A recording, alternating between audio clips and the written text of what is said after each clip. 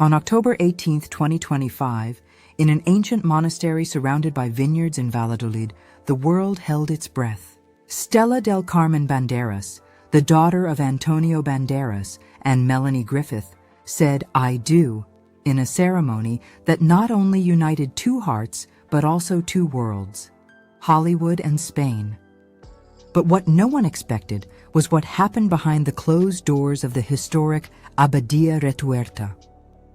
A surprise guest, extreme confidentiality rules, a secret menu, and a moment between father and daughter that moved even the staff at the venue.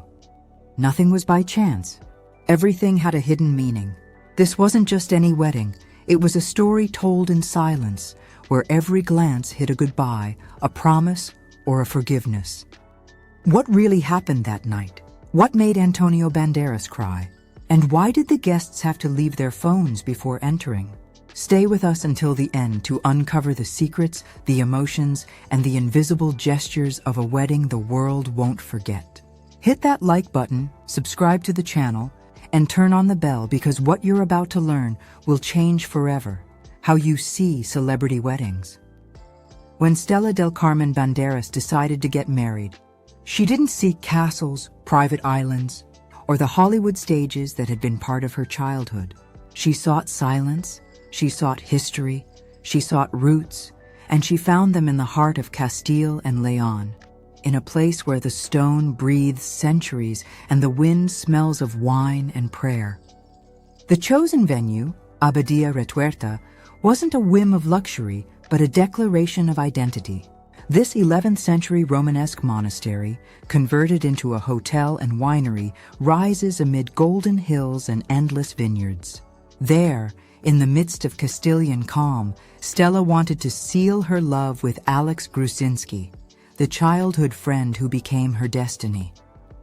The contrast was poetic. The daughter of two Hollywood stars was returning to the country where she was born, not to film a movie, but to write her own life script. "Spain is more than my origin," she had said in an interview. "It's the place where I feel at peace." And that peace was breathed in every corner of the estate. In the days leading up, the monastery transformed discreetly. There were no paparazzi or extravagant decorations, just natural light, wildflowers, and the distant sound of guitars tuning. The organizers imposed an unbreakable rule: no mobile phones, no cameras. Guests had to live the moment with their eyes, not screens. Among those present were names that seemed straight out of a film festival. Antonio Banderas and Melanie Griffith reunited after years. Dakota Johnson, Tippi Hedren, and some unexpected faces like Malia and Sasha Obama, close family friends. But no one shone brighter than the bride. Stella appeared at dusk in a white lace bastide gown, elegant and unadorned, with bare shoulders and a long train brushing the stones of the cloister. The veil, light as a sigh, revealed a serene, luminous, almost ethereal face. By her side, Antonio walked slowly, a mix of pride and contained emotion. "It's the most beautiful day of my life after her birth," he confessed later to a close friend. The ceremony took place in the inner courtyard under an autumn sky tinged with gold. The monastery bells rang with ancient solemnity as the choir performed a soft melody. Alex waited at the altar, visibly nervous. When Stella arrived, their gazes met, and time seemed to stop. There were no flashes or grand speeches, just promises whispered in low voices and gestures loaded with meaning. Antonio, seated next to Melanie, clasped his hands as his daughter recited her vows. Melanie smiled discreetly. It was a brief moment, but powerful. A family that had known distance was reuniting, at least for a day. When the priest declared them husband and wife, applause echoed through the stone vaults. The couple kissed, and Antonio, unable to hold back the emotion, let a tear fall. Dakota, from the front row, wiped it away with a complicit smile. Tippi Hedren, the matriarch of the clan, murmured, "Life always finds a way to unite what time separates." The sunset wrapped the abbey in golden tones. The vine leaves glowed like fire, and the air filled with the aroma of freshly poured wine. In the distance, guests began heading to the garden where dinner would be served. Stella turned to her father, kissed his cheek, and whispered something only he could hear. Antonio nodded with wet eyes. That simple, sincere moment captured the essence of the entire day. A celebration without excess, a wedding without spectacle, but with soul. The world would see leaked images days later and call it the wedding of the year. But for those who were there, it was something deeper. The return of a daughter to the land that saw her born. The encounter between generations, and the confirmation that even in the universe of stars, there are stories written with truth. From the early morning hours, Abadia Retuerta awoke wrapped in an air of anticipation and mystery. The staff moved with clockwork precision. Every detail was planned, every flower placed according to the bride's wishes. It wasn't a wedding to be seen. It was a wedding to be lived. The invitations sent months earlier had been enigmas in themselves. No logos, no pompous names, just an initial AS embossed in relief on ivory paper.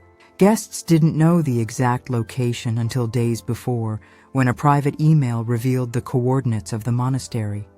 It was a way to guarantee what Stella desired most: absolute intimacy. Access was controlled like a high-security film shoot.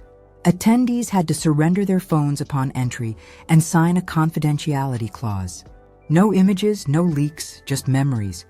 "We want people to look into each other's eyes, not screens," explained a member of the organization team. The guest list was as eclectic as Stella's own life. Actors, musicians, artists, diplomats, and old family friends mingled in a serene, almost familial atmosphere. In a corner of the cloister, Tippi Hedren, the legendary cinema grandmother, chatted with Dakota Johnson, while Melanie Griffith oversaw the final floral arrangements. Antonio Banderas, impeccable in a dark suit, moved among the guests with surprising calm, as if that day were his most intimate and sincere role. Among the less expected faces were Malia and Sasha Obama, friends from the Los Angeles artistic circle. They arrived discreetly, without photographers, and were warmly received by Stella, who always valued the simplicity of true relationships over the glare of cameras. Old schoolmates from California's Wagon Wheel, where the couple met as children, also attended. But what took everyone's breath away was the bride's appearance. The dress, designed in Madrid by a young Spanish creator, was a homage to Andalusian elegance: white lace, bare shoulders, and a fabric fall so soft it seemed to move on its own with the wind. There was no ostentation, just pure beauty. The long skirt brushed the stone floor, and the light, translucent veil revealed the serenity on Stella's face. It was a perfect blend of Hollywood sophistication and Castilian sobriety. Her makeup was almost invisible, her hair in a low bun adorned with small azar flowers, a symbol of purity and eternal love. In her hands, a bouquet of white roses and lavender wrapped in a blue ribbon, a nod to her mother, who had worn a similar detail at her 1996 wedding to Antonio Banderas. Alex Grusinski. The groom wore a classic black tuxedo with a silk vest. His expression upon seeing her enter said it all. There was no surprise, just gratitude. Years had passed since those school days in Los Angeles, and now they stood before the altar, closing a circle that destiny had patiently drawn. The atmosphere was charged with contained emotions. Melanie, dressed in a pearl-colored suit, looked at her daughter with silent pride. Antonio, who escorted her down the aisle, walked slowly as if trying to stop time. The guests held their breath. The scene was so intimate, it could have been from an Almodovar film, but without artifice, just truth. The music accompanied each step. A string quartet played a soft version of Por ti volaré. The echo of the violins mixed with the song of birds and the murmur of air entering through the cloister's arches. When Stella reached the altar, rays of sun filtered through the stained glass windows, illuminating her face like a blessing. The priest spoke little. He spoke of enduring love, earned respect, and the family that isn't chosen but built. The couple exchanged glances, smiled, and in that instant, the silence became more eloquent than any words. No one took photos, no one spoke. Only the sound of the ring sliding onto the finger and a collective sigh that filled the abbey's nave was heard. It was a ceremony without spectacle but with soul, without superficial glamour, but with a beauty so authentic that all those present felt they were witnessing not an event, but an act of pure love. When the bells began to ring, the guests rose slowly. Antonio hugged his daughter and whispered words only they understood. Melanie from her seat placed a hand on her heart. The applause echoed like a soft wave, enveloping the scene in an atmosphere of eternity. The cloister doors opened, and the afternoon air entered with the scent of grapes and lavender. Outside, the Castilian sky was tinged with pink and golden hues. The guests walked toward the garden, where dinner would begin under a dome of lights suspended over the vines. The ceremony had ended, but the night was just beginning. What would come next, amid glasses of wine, live music, and confidences at the stroke of midnight, would be remembered as the most magical part of the celebration.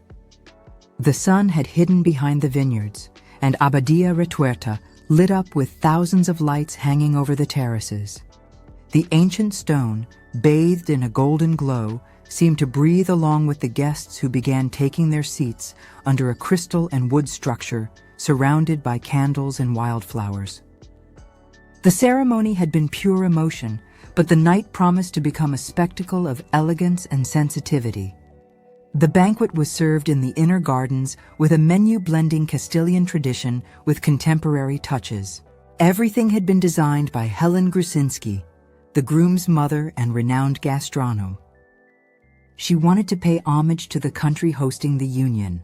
The first course, a cold almond soup with green grapes. Then, beef tenderloin with a local red wine reduction. And for dessert, a delicate dark chocolate mousse accompanied by grape jam and small portions of manchego cheese. The wines, selected from the monastery's own winery, were served impeccably. Antonio Banderas, a confessed wine lover, raised his glass and delivered a simple but powerful toast. To love, to family, and to the miracle of starting over. The words were followed by a silence full of emotion. Stella, with shining eyes, returned a smile. At her side, Alex Grusinski took her hand. The gesture was as discreet as it was profound. In that instant, the music began to play.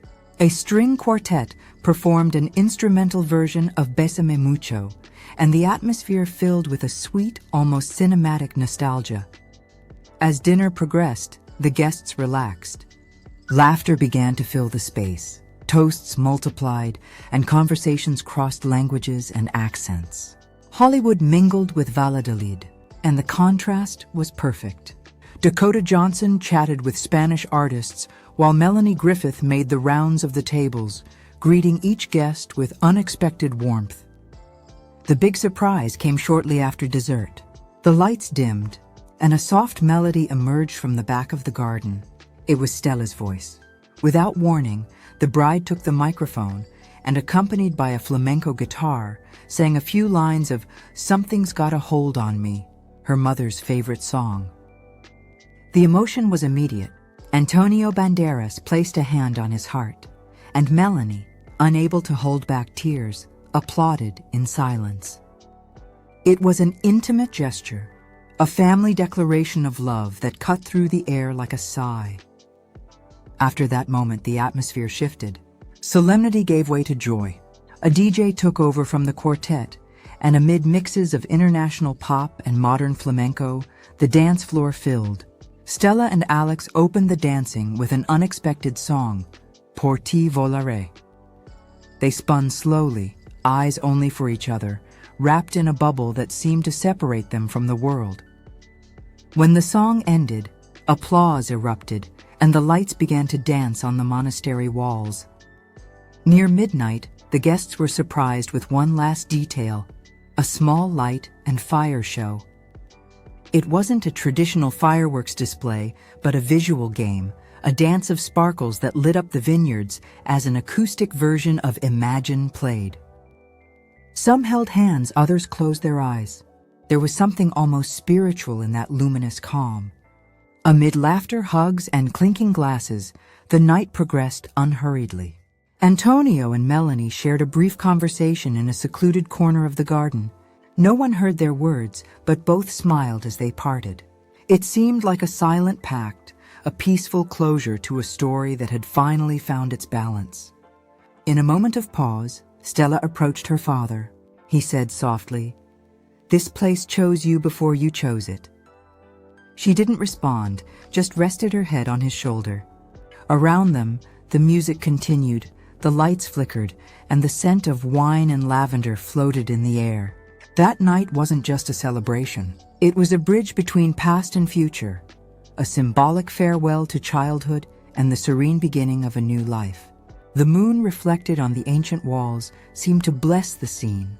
The party continued, but something in the atmosphere indicated that the most important thing had already happened. The promises, the hugs, the contained tears. Everything was part of an invisible choreography that only love could direct. As the clock struck midnight and the echo of the music mixed with the murmur of conversations, Abadia Retuerta became more than a stage. It was a mirror of emotions. Every corner held a story. Every glance contained a past. And though the attention centered on the radiant Stella, what truly moved those present was the invisible bond uniting the entire Banderas Griffith family. After so many years of separate paths, Antonio Banderas, seated for a moment by a window overlooking the vineyard, gazed at the horizon in silence. To many, he was the acclaimed actor, the eternal leading man of Spanish cinema. But that night, he was just a father, a man who had watched his daughter grow between two worlds and who now, seeing her happy, felt something in his own heart close softly. In a later interview, he confessed, "When I walked her down the aisle, I felt time stop. It wasn't just my daughter getting married. It was an entire part of my life saying goodbye with her." Melanie Griffith, for her part, radiated serenity seated near the outdoor fire. She spoke with Dakota and laughed, though her eyes shone with emotion. Despite the wounds of the past, her relationship with Antonio had reached a mature calm. In this wedding, there were no grudges or ghosts, just two proud parents of a daughter who knew how to unite what life had separated. When the DJ switched to a soft bolero, Melanie and Antonio found themselves in the middle of the garden and, amid laughter, shared a brief dance. The guests applauded with tenderness. It was a small gesture, but loaded with meaning. Stella, meanwhile, watched her parents from afar. At her side, Alex took her hand. "Your family is beautiful," he whispered. She nodded without looking away. "It's complicated," she replied, "but in the most human way possible." It was then that she understood that this wedding wasn't just her union with Alex, but also a silent reconciliation with her own history. During the night, some friends approached to toast the newlyweds, including Dakota Johnson, who with her characteristic naturalness delivered improvised words. Stella not only has the biggest heart in the family, she also has the strength of both worlds, the Spanish discipline from Dad and the American sensitivity from Mom. If anyone deserved a love like this, it's her. The applause was unanimous. Stella hugged her sister, and Antonio raised his glass, visibly moved. "To my daughters," he said firmly, "because they teach me every day what it means to love without conditions." Later, in a candlelit cloister corner, Stella and Alex took a brief break from the bustle. She rested her head on his shoulder, and he said softly, "Do you know what I thought when I saw you enter?" "What?" "That you were coming home, not to Spain, but to yourself." That phrase seemed to sum it all up. Because behind the glamour and elegance, this wedding was an inner journey, a return to roots, an acknowledgement of the bonds that formed her and the silences that shaped her. Some guests later commented that they had never seen Antonio so calm, so human. Others spoke of Melanie's sweetness or Stella's simplicity, who approached each table to personally thank everyone for their presence. No one felt like a spectator. Everyone was part of a story being written in real time. Near the end of the night, Antonio asked for a moment of attention. He stood with glass in hand and looked at his daughter. "This land," he said, "has given me everything, my career, my dreams, and my family. Seeing her here today, starting her life where I began mine, is the greatest gift I could receive." There was a long silence. Melanie looked at him with affection. Stella hugged him, and the audience stood. Some cried, others smiled. In an instant, the story of 3 generations, Tippy, Melanie, Antonio, and now Stella, condensed into a single image. An imperfect family, but united by something stronger than years or distances. When the music resumed, the dance floor filled again. But something had changed. It was no longer just a party. It was a celebration of love in all its forms, of forgiveness, and of the passage of time. Dawn approached, the wine flowed, the laughter continued, and the moon, a silent witness, seemed to lean over the monastery to bless the end of a cycle. As the night faded, the guests began to leave. Some looked back before getting into their cars, as if they didn't want that moment to end. Stella and Alex remained hand in hand in the empty garden, listening to the last chords of the quartet. In the air floated the feeling that something sacred had occurred. Not just a wedding, but a reunion of souls, an affirmation that love, when true, can redeem even the most complex history. When dawn tinged the Valladolid hills with pink light, the monastery seemed different. Silence returned slowly, replacing the music and laughter of the previous night. Empty tables, glasses still with wine remnants, rose petals scattered on the floor. Everything remained as a witness to an event that was more than a wedding. It had been a ceremony of reconciliation and belonging. Stella del Carmen Banderas and Alex Gruzinski awoke to the song of birds and the aroma of freshly baked bread. On the monastery's private terrace, breakfast awaited. Coffee, fruits, and a bouquet of lavender left with a simple note. "Thank you for restoring our faith in true love." No one signed that phrase, but both knew it expressed what many felt that night. The morning passed amid hugs and goodbyes. Antonio, with a serenity different from the day before, shared one last toast with Melanie. They spoke of the years gone by, the movies that united them, and the silences they learned to accept. "Seeing her happy is enough," he said. "Everything else was necessary to get here." Melanie nodded.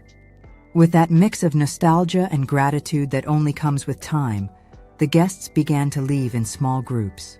Tippy Hedren was one of the last to do so. She walked slowly to where Stella was and hugged her tightly. "Your grandmother also married for love," she told her. "But you did it with wisdom. That's harder." Stella, with tears in her eyes, simply replied, "I learned it from you all." In the following hours, the world press awoke to glowing headlines. The wedding of the year in Spain, Stella Banderas. Elegance and emotion in an intimate celebration. Antonio and Melanie, united again by their daughter's love. Social media exploded with messages of affection, though no official images had been published. The discretion, so rare in the celebrity world, became part of the charm. Days later, Stella shared a brief message on her socials accompanied by a single photo. Her and Alex from behind, walking among the vineyards. The text read, "Thank you to all who joined us with your hearts. This day was ours, but your love made it eternal." In less than an hour, the post garnered thousands of comments and congratulations. The couple announced their return to Los Angeles shortly after, where they would continue their personal projects. But before leaving, they made an unexpected gesture. They decided to create the Vino y Arte Joven Foundation, a small charitable project based in Spain, aimed at supporting young local artists and promoting cultural education. "We want love to leave a mark," Stella explained. "Not just on us, but on others." Antonio, proud, was one of the first to donate. "I always knew my daughter had the soul of a creator," he declared in an interview. "What she's done with this wedding is art. Unite, move, and leave a legacy." That idea, the legacy, became the true thread running through the entire story. Stella's wedding wasn't just the union of two people. It was the culmination of a family saga marked by cinema, passion, and the constant search for balance between fame and authenticity. It was a reminder that love, even in the most publicly exposed families, remains the only thing capable of restoring harmony. When the last ray of sunset fell on the empty abbey, a worker lit a candle in front of the altar where Stella and Alex had said their vows. "It was the quietest wedding I've seen," he commented, "and the most beautiful." Perhaps he was right. There was no excessive luxury, no scandal, no spectacle, just truth. Two people who, far from the spotlights, chose to look into each other's eyes and promise forever. Two parents who left the past behind to bless a new beginning, and a country that, for a few hours, paused to celebrate something that transcends fame: the purity of love, the power of forgiveness, and the beauty of returning to one's roots. Abadia Retuerta returned to its usual calm. The bells fell silent, and the wind carried away the last echoes of the music. But among the ancient stones of the monastery, in some corner invisible to time, the vows of Stella and Alex still echoed like a whisper saying, "I chose you yesterday. I choose you today, and I will choose you always." And so, between history and eternity, a wedding ended that didn't seek to be perfect, but true. This wasn't just another wedding on the celebrity calendar. It was the testimony of a generation that learned to reconcile its past and celebrate life from calm. Stella del Carmen Banderas showed that even under the most illustrious surnames, one can live with simplicity, elegance, and truth. Antonio Banderas closed a vital cycle. Melanie Griffith reclaimed her smile, and the entire world witnessed, without knowing it, the most human chapter of a dynasty made of cinema, art, and sensitivity. Because there are loves that are born in front of cameras and fade with applause. But there are also others, like this one, that ignite in silence, illuminating the lives of those who witnessed them. What do you think? Do you believe this was just a wedding, or a story that will forever change how we understand love? That's the full, heartfelt scoop on Stella Banderas' magical wedding.